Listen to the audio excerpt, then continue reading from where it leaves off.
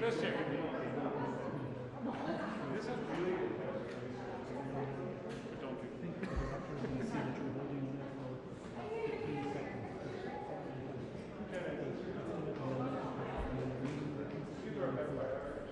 Now there's a precedent.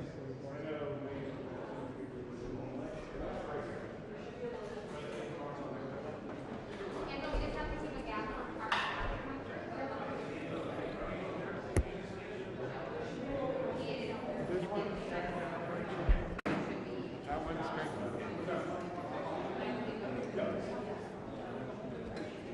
John, I'm going to back him up a little bit.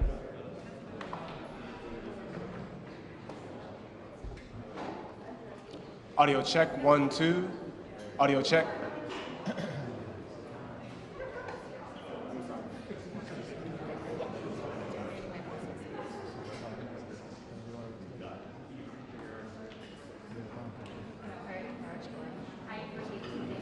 Audio check, 1, 2. Audio check for press, 1, 2, 3. Audio check, 1, 2, 1, 2. Yep. Check, 1, 2, check, 1, 2.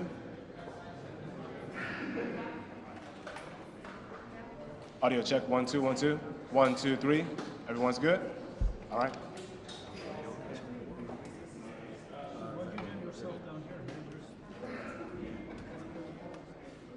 Where?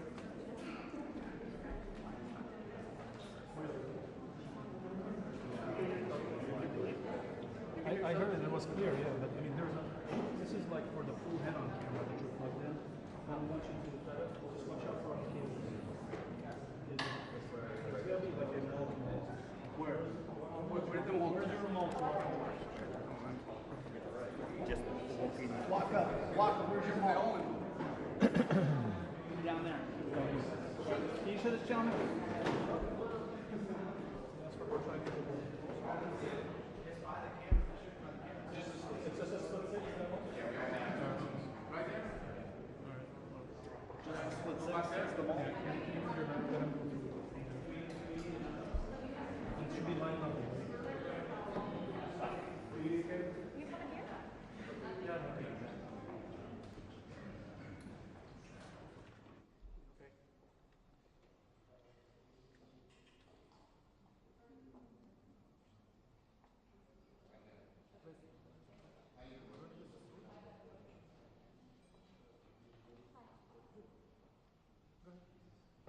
Andy, are you going to be down when he starts? Okay, just checking. Just checking. Watch out for that Rafini girl. She's trouble. Happy Father's Day.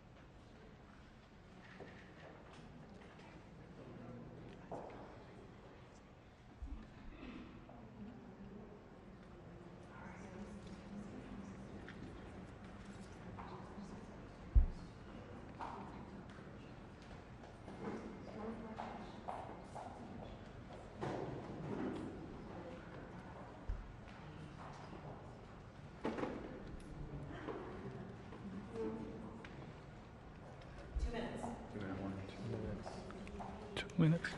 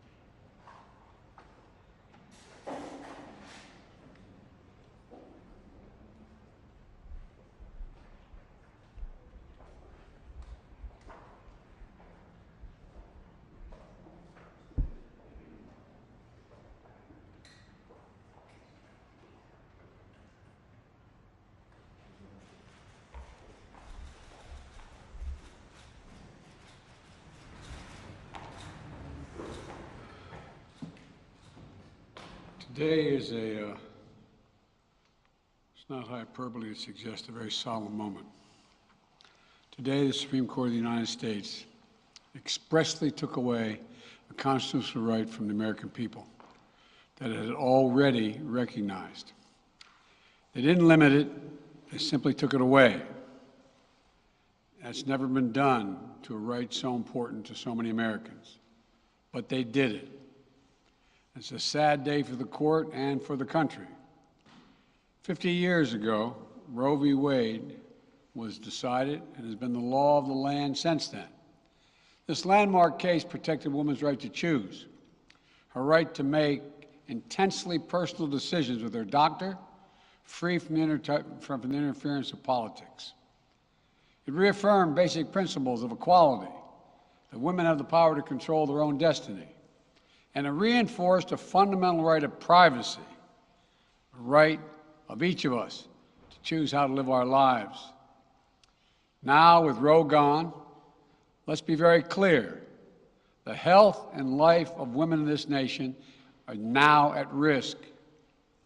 As chairman and ranking member of the Senate Judiciary Committee, as vice president and now as president of the United States, I've studied this case carefully. I've overseen more Supreme Court confirmations than anyone today, where this case was always discussed. I believe Roe v. Wade was the correct decision as a matter of constitutional law and application of the fundamental right to privacy and liberty in matters of family and personal autonomy. It was a decision on a complex matter that drew a careful balance between a woman's right to choose earlier in her pregnancy and the state's ability to regulate later in her pregnancy. A decision with broad national consensus that most Americans of faith and backgrounds found acceptable, and that had been the law of the land for most of the lifetime of Americans today. And it was a constitutional principle upheld by justices appointed by Democrat and Republican presidents alike. Roe v. Wade was a 7-2 decision, written by a justice appointed by a Republican president, Richard Nixon.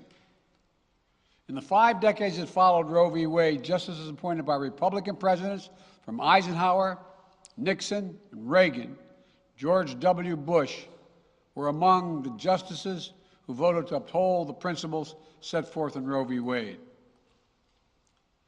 It was 3 justices named by one president, Donald Trump, who were the core of today's decision to upend the scales of justice and eliminate a fundamental right for women in this country. Make no mistake, this decision is a culmination of a deliberate effort over decades to upset the balance of our law. It's a realization of an extreme ideology and a tragic error by the Supreme Court, in my view. The court has done what it has never done before, expressly take away a constitutional right that is so fundamental to so many Americans that had already been recognized. The court's decision to do so will have real and immediate consequences. State laws banning abortion are automatically taking effect today, jeopardizing the health of millions of women, some without exceptions. So extreme that women could be punished for protecting their health. So extreme that women and girls were forced to bear their rapist's child. With the child, a consequence.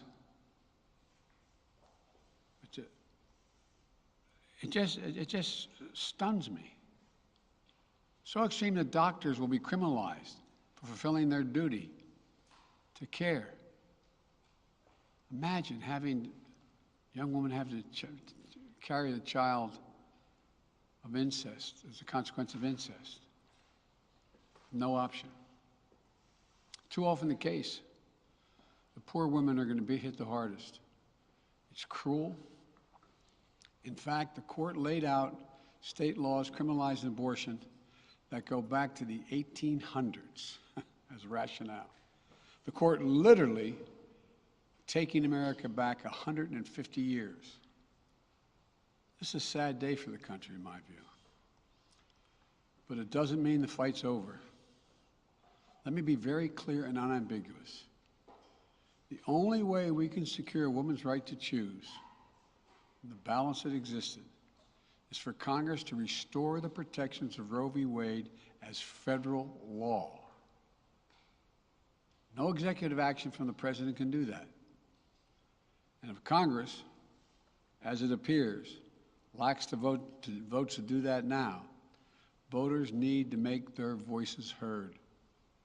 This fall, we must elect more senators and representatives who will codify women's right to choose into federal law once again. Elect more state leaders to protect this right at the local level. We need to restore the protections of Roe as law of the land. We need to elect officials who will do that. This fall, Roe is on the ballot. Personal freedoms are on the ballot. The right to privacy, liberty, equality, they're all on the ballot. Until then, I will do all of my power to protect a woman's right in states where they will face the consequences of today's decision. While the court's decision cast a dark shadow over a large swath of the land, many states in this country still recognize a woman's right to choose. So, if a woman lives in a state that restricts abortion, The Supreme Court's decision does not prevent her from traveling from her home state to the state that allows it. It does not prevent a doctor in that state from treating her. As the Attorney General has made clear, women must remain free to travel safely to another state to seek care they need. My administration will defend that bedrock right. If any state or local official, high or low, tries to interfere with a woman's exercising her basic right to travel, I will do everything in my power to fight that deeply un-American attack. My administration will also protect a woman's access to medications that are approved by the Food and Drug Administration, the FDA, like contraception, which is essential for preventative health care, mifepristone, which the FDA approved 20 years ago to safely end early pregnancies and is commonly used to treat miscarriages. Some states are saying that they'll try to ban or severely restrict access to these medications. But extremist governors and state legislators are looking to block the mail or search a person's medicine cabinet or control a woman's actions by tracking data on her apps she uses are wrong and extreme and out of touch with the majority of Americans. The American Medical Association, the American College of Obstetricians and Gynecologists wrote to me and Vice President Harris stressing that these laws are not based on evidence and asking us to act to protect access to care. They say by limiting access to these medicines, maternal mortality will climb in America. That's what they say. Today, I'm directing the Department of Health and Human Services to take steps to ensure these critical medications are available to the fullest extent possible. And the politicians cannot interfere in the decisions that should be made between a woman and her doctor. And my administration will remain vigilant as the implications of this decision play out. I've warned about how this decision risks the broader right to privacy for everyone. That's because Roe recognized the fundamental right to privacy that has served as a basis for so many more rights that we've come to take for granted, that are ingrained in the fabric of this country. The right to make the best decisions for your health. The right to use birth control, a married couple in the privacy of their bedroom, for God's sake. The right to marry the person you love. Now, Justice Thomas said as much today. He explicitly called to reconsider the right of marriage equality, the right of couples to make their choices on contraception. This is extreme and dangerous path the court is now taking us on. Let me close with 2 points. First, I call on everyone, no matter how deeply they care about this decision, to keep all protests peaceful. Peaceful, peaceful, peaceful. No intimidation. Violence is never acceptable. Threats and intimidation are not speech. We must stand against violence in any form, regardless of your rationale. Second, I know so many of us are frustrated and disillusioned that the court has taken something away that's so fundamental. I know so many women are now going to face incredibly difficult situations. I hear you. I support you. I stand with you. The consequences and the consensus of the American people, core principles of equality, liberty, dignity, and the stability of the rule of law demand that Roe should not have been overturned. With this decision, the conservative majority of the Supreme Court shows how extreme it is, how far removed they are from the majority of this country. They've made the United States an outlier among developed nations in the world. But this decision must not be the final word. My administration will use all of its appropriate lawful powers, but Congress must act. And with your vote, you can act. You can have the final word. This is not over. Thank you very much. More to say this in weeks to come. Thank you. Mr. President, do you still have confidence?